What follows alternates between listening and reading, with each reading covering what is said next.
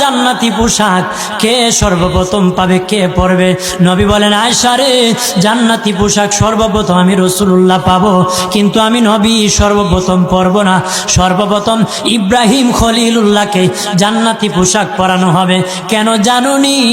ইব্রাহিম নবীকে নমরুদের আগুনে যখন ফেলে দেওয়া হয়েছিল, দুনিয়ার সব ছেড়ে দিয়েছিল, বাড়ি ছেড়ে দিয়েছিল, সম্পদ ছেড়ে দিয়েছিল, মা বাবা ছেড়ে দিয়েছিল, এমনকি গায়ের জামা যখন খুলে নেয়, ইব্রাহিম কয়েক কাপড় ছেড়ে দিতে পারি, আমার আসমানের মালিককে ছেড়ে দিতে পারি না। ওই দিন আল্লাহ ইব্রাহিমের সাথে অঙ্গীকার করেছিল, ইব্রাহিম আজকে তোমাকে সকলের সামনে উলঙ্গ করে লজ্জায় ফেলে দিয়েছি ইব্রাহিম, তারপরে তুমি আমাকে ছাড়ো নাই। আমি কিয়ামতের দিন সকলের সামনে মুসলমান, বেঈমান, কাফের, নাস্তিক যারা তোমাকে উলঙ্গ করেছিল, তাদের সামনে আমি আল্লাহ আনুষ্ঠানিকভাবে তোমাকে কাপড় পরায়া দিব।